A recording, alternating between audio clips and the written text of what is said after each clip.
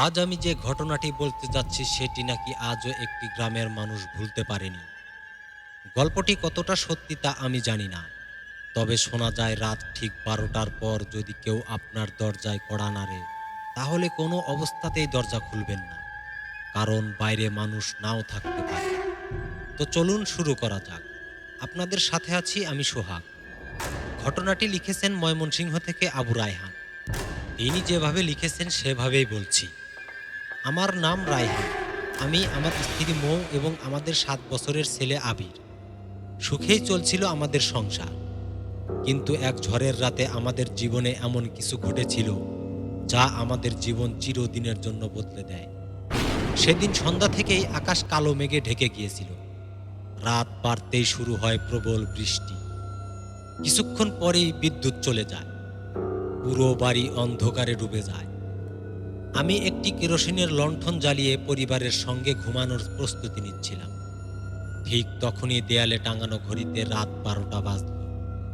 হঠাৎ দরজায় ৩ বার কড়া নাড়ার শব্দ ভেসে এল। মৌ ভয়ে ফিসফিস করে বলল, এই সময় আবার কে আসবে? আমি ধীরে ধীরে জানালার কাছে গিয়ে বাইরে তাকালাম। কিন্তু বাইরে শুধু ঝড় আর বৃষ্টির শব্দ। কাউকে দেখা গেল না। ভাবলাম হয়তো বাতাসে কোনো ডাল দরজায় লেগেছে, তাই আবার ফিরে এসে বসে পড়লাম। কিন্তু কয়েক সেকেন্ড পর আবার শব্দ। এবার শব্দটা আগের চেয়ে অনেক জোরে। তারপর বাইরে থেকে একটি বৃদ্ধা মহিলার কণ্ঠ ভেসে এল, বাবা, দরজাটা একটু খোলো, আমি পথ হারিয়ে ফেলেছি। মৌ বলল, মানুষটা যদি সত্যিই বিপদে পড়ে থাকে? আমি কোনো উত্তর দিলাম না, কারণ ঠিক সেই মুহূর্তে আমার দাদির বলা একটি কথা মনে পড়ে গেল। দাদি বলতেন, রাত ১২টার পর যদি কেউ কড়া নাড়ে, কখনো দরজা খুলবি না, সে মানুষ নয়। হঠাৎ আবার সেই কণ্ঠ শোনা গেল, রায়হান, আমি তোমার মাকে চিনি। এবার আমার শরীর ঠান্ডা হয়ে গেল, কারণ আমার মা ৫ বছর আগেই মারা গেছেন। ঘরের ভেতর নেমে এলো এক অদ্ভুত নীরবতা। ঠিক তখনই আমার ছেলে আবির ধীরে ধীরে বিছানা থেকে উঠে দাঁড়ালো। তার চোখ বন্ধ, সে যেন ঘুমের মধ্যেই হাঁটছে। ধীরে ধীরে দরজার দিকে এগিয়ে যেতে যেতে বলতে লাগলো, দাদি এসেছে, দরজা খুলে দাও। মৌ ছেলেকে জড়িয়ে ধরল, কিন্তু আবিরের শরীরে যেন অস্বাভাবিক শক্তি। সে বারবার দরজার ছিটকিনি ধরার চেষ্টা করছে। ঠিক তখন বাইরে থেকে আবার সেই কণ্ঠ ভেসে এলো, কিন্তু এবার বৃদ্ধার কণ্ঠ নয়, এবার সেটা ছিল আমার মৃত মায়ের কণ্ঠ। রায়হান, আমি এসেছি, দরজাটা খোলো। আমি ভয়ে কাঁপতে লাগলাম, কারণ আমি জানতাম এটা আমার মায়ের কণ্ঠ হতে পারে না। হঠাৎ পুরো ঘরে তীব্র পচা গন্ধ ছড়িয়ে পড়ল।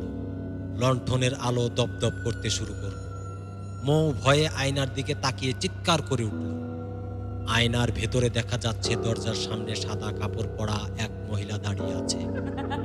তার মুখ ঢেকে আছে লম্বা ভেজা চুলে, কিন্তু জানালার বাইরে তাকালে সেখানে কেউ নেই। মহিলাটি ধীরে ধীরে মাথা তুলল। তার চোখ নেই, ঠোঁটে অস্বাভাবিক হাসি। তারপর কোনো শব্দ না করেই সে বলল, একবার শুধু দরজা খোলো। হঠাৎ দরজাটা প্রচণ্ড জোরে কাঁপতে শুরু করলো। মনে হচ্ছিল বাইরে দাঁড়িয়ে থাকা জিনিসটি যে কোনো মুহূর্তে ভেতরে ঢুকে পড়বে। আমি কাঁপা হাতে কোরআন শরীফ তুলে নিয়ে তেলাওয়াত করতে শুরু করলাম। কয়েক সেকেন্ড পর হঠাৎ সব শব্দ থেমে গেল। পরদিন সকালে সাহস করে দরজা খুলতেই দেখতে পেলাম কাদামাটির ৩টি পায়ের ছাপ। কিন্তু সবচাইতে ভয়ঙ্কর বিষয় হলো, পায়ের ছাপগুলো বাইরে থেকে ভেতরে আসেনি, বরং ঘরের ভেতর থেকে বাইরে চলে গেছে। তারপর থেকে প্রতি বছর একই দিনে ঠিক রাত ১২টায় আমার বাড়ির দরজায় ৩ বার কড়া নাড়ার শব্দ শোনা যায়, কিন্তু আমরা কেউ ভয়ে দরজা খুলি না। বন্ধুরা, ঘটনাটি কেমন লাগলো তা অবশ্যই কমেন্ট করে জানাবেন। আর এরকম সত্য ঘটনার ভিডিও পেতে অবশ্যই চ্যানেলটিতে সাবস্ক্রাইব করে সাথে থাকুন। আর আপনার জীবনে যদি এরকম কোনো ঘটনা ঘটে থাকে, তাহলে অবশ্যই আমাদের লিখে পাঠান।